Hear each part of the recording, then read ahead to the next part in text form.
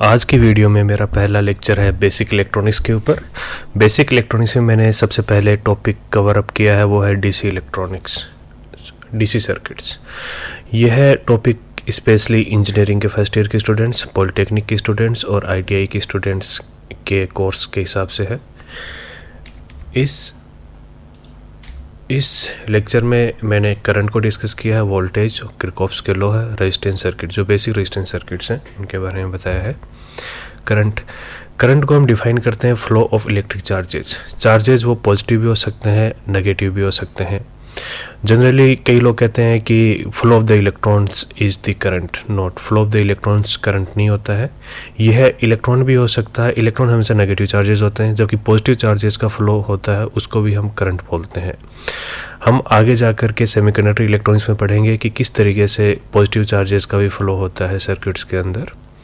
Okay, इसको current को हम जनरली आई से रिप्रेजेंट करते हैं, I equal to Q upon T. Q हमेशा चार्ज होता है, ये पॉजिटिव भी हो सकता है और नेगेटिव भी हो सकता है।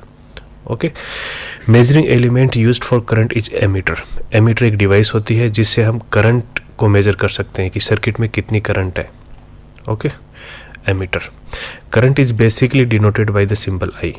हर इलेक्ट्रॉनिक्स के पैरामीटर्स का एक सिंबल होता है। इलेक्ट्रॉनिक सर्किट के अंदर पैरामीटर्स जैसे कि करंट भी हो सकती है, वोल्टेज हो सकती है, रेजिस्टेंस हो सकती है, इंडक्टेंस हो सकती है, कैपेसिटेंस हो सकती है। सभी को रिप्रेजेंट करने के लिए एक स्पेसिफिक सिंबल होता है, सभी का अपना फिक्स सिंबल होता है। उसी तरीके से करंट का सिंबल आई है, वोल्टेज का वी होता है, रेजिस्टेंस का आर होता है, इंडक्टेंस का एल होता है, कैपेसिटेंस का सी होता है। ओके, करंट को हमेशा आई से रिप्रेजेंट करते हैं। The unit of current is a और एम्पियर। ओके, इसकी यूनिट एम्पियर होती है।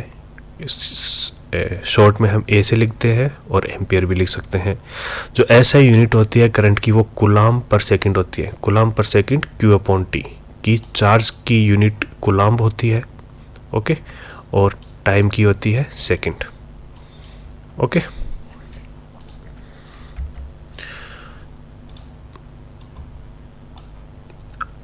आगे हम डिस्कस करेंगे करंट सोर्सेज। जो आइडियल करंट सोर्सेज होता है उसका इनफाइनाइट आउटपुट रेजिस्टेंस होता है। ओके, करंट सोर्स एक सोर्स होता है जो एक फिक्स अमाउंट ऑफ करंट हमेशा, मतलब कि जिसके आउटपुट में फिक्स अमाउंट ऑफ करंट निकलता है, उसको हम करंट सोर्स कहते हैं। इसका जो रेजिस्टेंस होता है वो इनफाइनाइट होता है। ओके, करंट सोर्स होता है वो एक फिक्स करंट सोर्स भी हो सकता है। ओके, और एक कंट्रोल्ड और डिपेंडेंट करंट सोर्स भी हो सकता है। मतलब कि करंट सोर्स होता है उसको हम कंट्रोल भी कर सकते हैं, जैसे कि करंट कंट्रोल करंट सोर्स, मतलब उसका कंट्रोलिंग एक सर्किट होगा जिसमें हम थोड़ा सा करंट देंगे तो उसका जो आउटपुट करंट होगा, जो सर्किट के अंदर जो करंट का फ्लो होता है उसको वो कम ज़्यादा उसके इनपुट सिग्नल के हिसाब से उसको कम ज़्यादा करता है। उसको बोलते हैं controlled current source. Controlled current source का एक साधारण सा उदाहरण बता देता हूँ। जो अपने सेमीकंडक्टर डिवाइसेस होती हैं, बीजेटी, एफईटी, ये सभी करंट मतलब कि कंट्रोल्ड करंट सोर्स और कंट्रोल्ड वोल्टेज सोर्स के लिए इस्तेमाल की जाती हैं। ये एक करंट सोर्स है, इसको मैंने रिप्रेजेंट किया है। इस तरीके से रिप्रेजेंट करते हैं करंट सोर्स को। और करंट सोर्स के पास में लिखा होता है आई की वैल्यू लिखी होती है। सपोज यहाँ पे लिखा मैंने 5 एम्पियर, तो ये फिक्स करंट सोर्स है जो 5 एम्पियर करंट कंटिन्यूस देता है सर्किट के अंदर। Okay, irrespective of the resistance. Current source होता है वो रेजिस्टेंस के ऊपर डिपेंड नहीं करता। यहाँ पे कितना भी रेजिस्टेंस लगा हो सकता है सर्किट के अंदर, ये केवल 5 एम्पियर करंट कंटिन्यूसली जाएगा। इसके अंदर ये एरो लगी होती है, इसका मतलब ये होता है करंट की डायरेक्शन बताता है। करंट की डायरेक्शन इधर से इधर है सर्किट के अंदर। इसके आगे 2 रेजिस्टेंस लगे हैं, ये 5 एम्पियर जाएगा तो दोनों रेजिस्टेंस के अंदर से फ्लो होगा और वापस 5 एम्पियर इसके अंदर आना चाहिए। ये भी ध्यान रखने वाली बात है। कहीं भी सर्किट को सॉल्व करो तो उसमें ध्यान रखना कि करंट सोर्स से जितना एम्पियर करंट जाता है उसके सॉल्यूशन के अंदर आप हमेशा ध्यान रखना कि उतना ही करंट उसके वापस अंदर भी आना चाहिए। ओके, वोल्टेज के बारे में डिस्कस करेंगे। Voltage is a potential difference between 2 points of an electric field. Okay, किसी पर्टिकुलर पॉइंट, इलेक्ट्रिक फील्ड के किसी पर्टिकुलर पॉइंट के ऊपर हम बताएं तो उस पर्टिकुलर पॉइंट का एक वोल्टेज होता है, पोटेंशियल होता है, एक पोटेंशियल होता है। तो किसी भी इलेक्ट्रिक फील्ड में दो पॉइंट हैं, डिफरेंट पॉइंट है, उन दोनों के पोटेंशियल का जो डिफरेंस होगा उसको हम वोल्टेज बोलते हैं। और पोटेंशियल को की डेफिनेशन क्या होती है, किसी भी यूनिट चार्ज को हम इनफाइनाइट से किसी इलेक्ट्रिक फील्ड में किसी पर्टिकुलर पॉइंट के ऊपर लेकर के आते हैं, उसमें जो कार्य होता है, वर्क डन होता है, उसको उस पॉइंट का पोटेंशियल बोलते हैं। ओके। और पोटेंशियल वोल्टेज होता है दो पॉइंट के पोटेंशियल का डिफरेंस, उसको बोलते हैं वोल्टेज। मेजरिंग एलिमेंट होता है इसका वोल्टमीटर। जिस तरीके से करंट का होता है एमीटर, इसी तरीके से इसका होता है voltmeter. And it is denoted by the symbol we.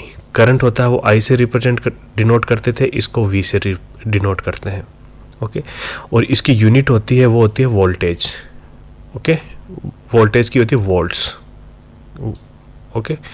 ऐसा यूनिट होती है जूल पर कूलम्ब। ये मैंने आपको बताया था, जूल होती है work done per unit charges का। इनफाइनाइट से किसी इलेक्ट्रिक फील्ड के किसी पर्टिकुलर पॉइंट तक किसी चार्ज को हम लेकर के आते हैं, वो होता है पोटेंशियल। और दो पोटेंशियल का डिफरेंस होता है, वो होता है वोल्टेज।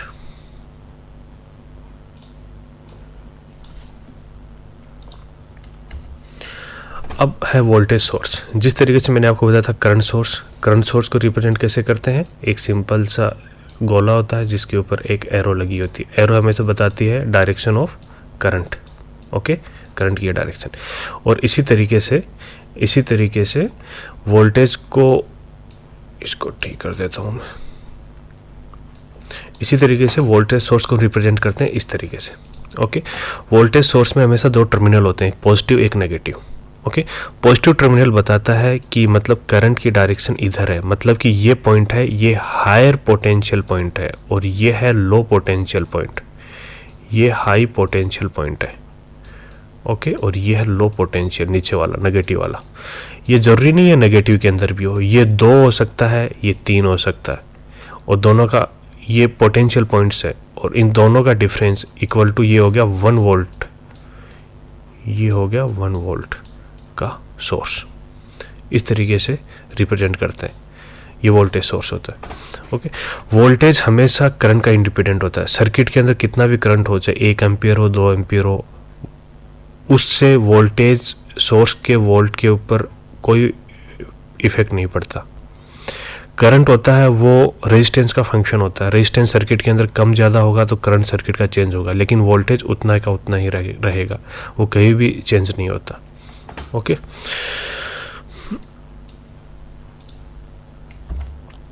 इसके बाद में ये डिफरेंट टाइप के रिप्रेजेंटेशन है वोल्टेज सोर्स का। जिस तरीके से एक बैटरी होती है, अपनी सेल होता है, वो हमेशा एक वोल्टेज सोर्स होता है, जिसको हम इस तरीके से रिप्रेजेंट करते हैं, जिसमें दो लाइनें होती हैं, एक बड़ी लाइन होती है, एक छोटी लाइन होती है। ये मतलब कि दो इसलिए बता रखे हैं कि मल्टीपल मतलब बैटरीज हैं वो सीरीज में जुड़ी हुई हैं, फिर उन सभी का वोल्टेज ऐड हो जाता है। ओके। तो जो बड़ी लाइन होती है इसको higher voltage point, high potential point बोलते हैं, और जो छोटी लाइन होती है इसको लो पोटेंशियल पॉइंट बोलते हैं, और इन दोनों का जो डिफरेंस होता है वही होता है वोल्ट। इसको जनरली हम और इजी वे के अंदर जब मैथ सर्किट हम सॉल्व करते हैं तो जो छोटे वाली लाइन होती है इसको हम 0 वोल्टेज पॉइंट बोल देते हैं, और सपोज ये 5 वोल्टेज का सर्किट है, 5 वोल्टेज की बैटरी है, तो बड़े वाले हायर पोटेंशियल पॉइंट को हम 5 वोल्टेज बोल देते हैं। तो मतलब ईजी हो जाता है अपनी कैलकुलेशन, 5 - 0 = 5 वोल्टेज का सोर्स। ओके। ये लो पोटेंशियल पॉइंट होता है, ये हाई पोटेंशियल पॉइंट होता है, ये ध्यान रखना। इसको नेगेटिव बोलते हैं, इसको पॉजिटिव बोलते हैं, जो टर्मिनल्स होते हैं बैटरी के। और ये आइडियल वोल्टेज सोर्स, देखो एक तो होता है आइडियल वोल्टेज सोर्स होता है, एक प्रैक्टिकल वोल्टेज सोर्स होता है। जो आइडियल वोल्टेज सोर्स होता है उसका कोई भी रेजिस्टेंस नहीं होता, उसका फिक्स, यानी कि 5 वोल्टेज देगा तो 5 वोल्टेज देगा ही देगा, वो कभी भी 4.9 भी नहीं देगा, और नहीं कभी 5.1 देगा। उसका फिक्स कांस्टेंट, उसके जो टर्मिनल के ऊपर हम वोल्ट मीटर लगा करके देखेंगे तो एक फिक्स और कांस्टेंट हमें हमेशा एक वोल्टेज मिलेगा, उसको बोलते हैं आइडियल वोल्टेज सोर्स। लेकिन जो प्रैक्टिकली देखते हैं तो ऐसा पॉसिबल नहीं होता। हमेशा कोई भी प्रैक्टिकल वर्ल्ड के अंदर हम जाते हैं तो हर वोल्टेज सोर्स का एक रेजिस्टेंस होता है, करंट सोर्स का भी एक रेजिस्टेंस होता है, लेकिन करंट सोर्स का रेजिस्टेंस इनफाइनाइट होता है, लेकिन इनफाइनाइट ना होकर के वो बहुत हाई वैल्यू होता है, लेकिन कभी भी इनफाइनाइट प्रैक्टिकली पॉसिबल नहीं होता। इसी तरीके से वोल्टेज सोर्स का हम बोलते हैं जीरो रेजिस्टेंस है, लेकिन जीरो रेजिस्टेंस कभी भी प्रैक्टिकली पॉसिबल नहीं होता। तो